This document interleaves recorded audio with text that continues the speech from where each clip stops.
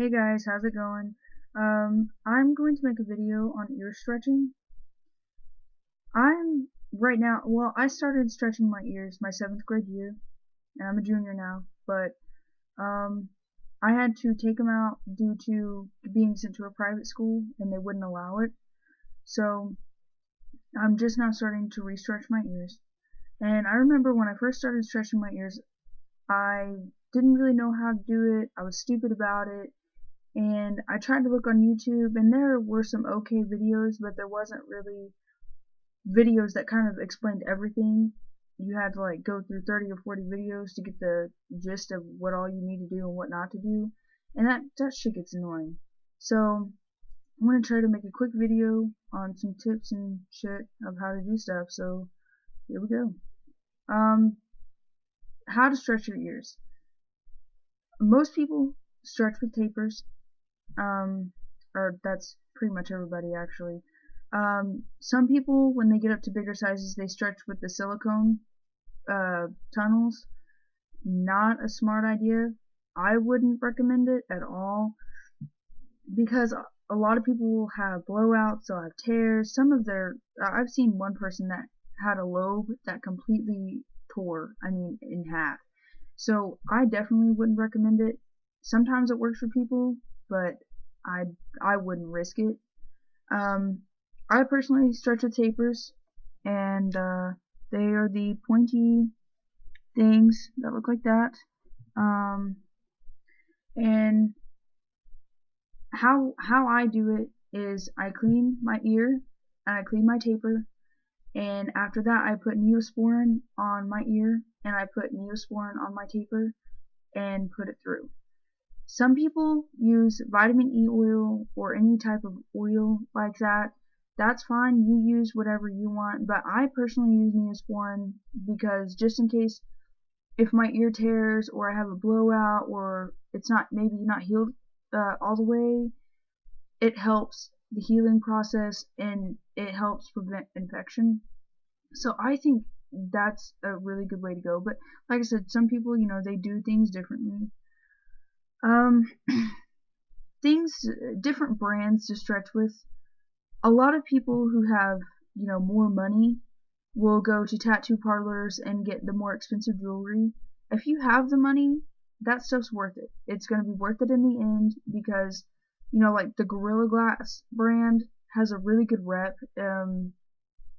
Stretching is supposedly easier with it and less painful. I don't know. I've never used it because I don't have the money to go out and just spend on stuff like that, so I'm not going to. You can get stuff from Hot Topic, Spencer's, wherever those kind of places that you have around you are. A couple things about Hot Topic and Spencer's though. If you do go with those tapers, that's fine. I'm not gonna lie, I don't have the money, so that's where I go. And so, but if you do use those, if you just keep your tapers in for a little while before you pop your plugs in, make sure you kind of turn your tapers because your ear can heal around it if you don't move it or you don't clean it, and it can get really ugly really fast. So that's my advice if you use, tapers like that. I can't really give you much advice on the others because I don't buy the others. So, cleaning. It's really kind of your own preference.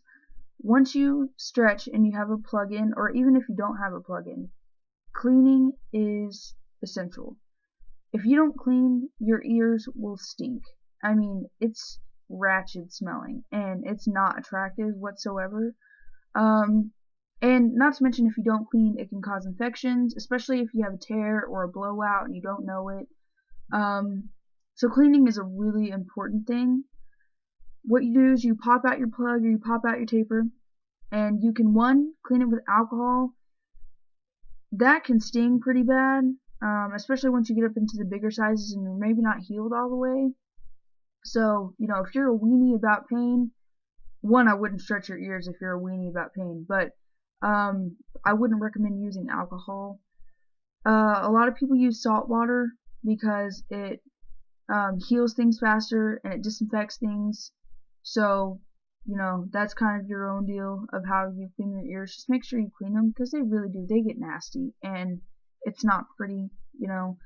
Um, Massaging your ears is really important, especially if you want to keep stretching into bigger sizes, like, you know, 1 inch, 2 inch, whatever. Even if you don't go that far, massaging your ears is incredibly important, because what that does is when you pop out your plug and you take lotion or whatever material you use and you rub your ears, it gets the blood flow back down into your earlobe underneath your taper or your plug or your tunnel, which is good because when that stuff is in, it doesn't get all the blood flow it needs. Therefore, it cuts off circulation, which isn't that great either.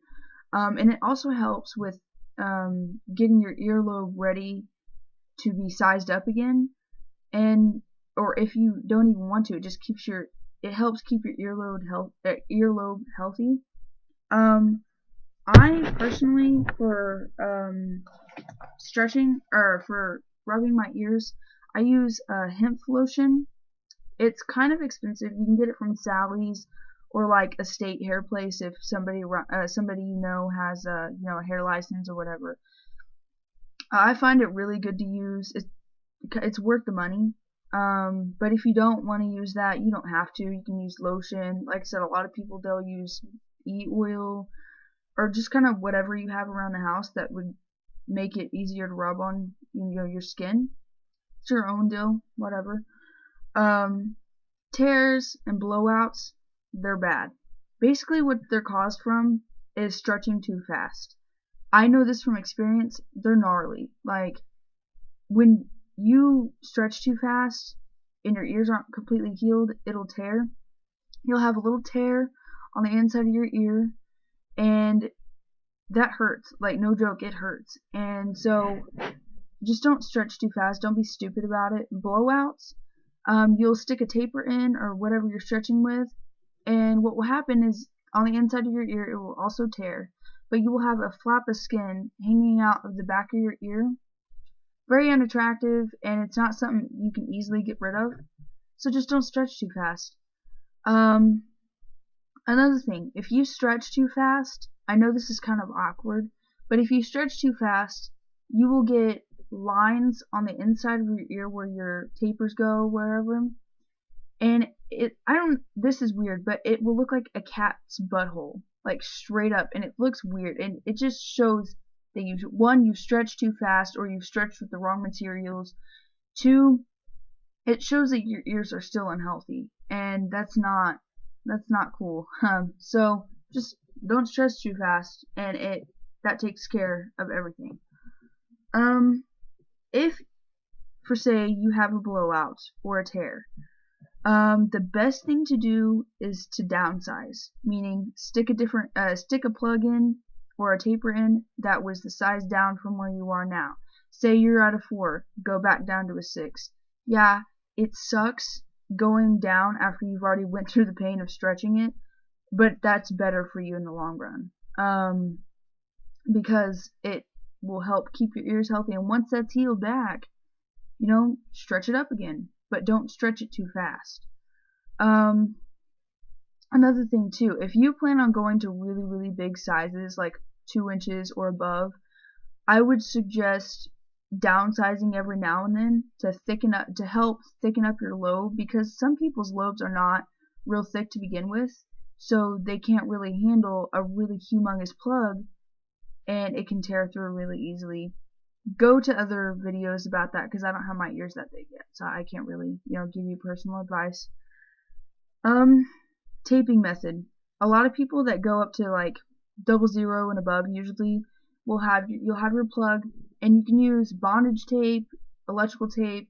A lot of people, they advise to use bondage tape because it doesn't have an adhesive. It just sticks to itself. And what you'll do is every couple of days you'll wrap a couple of rows of bondage tape or electrical tape, whatever you use, on your plugs, and eventually it'll make it a lot easier to stretch your ear up to the next size. I don't do that yet, so I can't really give a whole lot of advice on that, but that's just that option.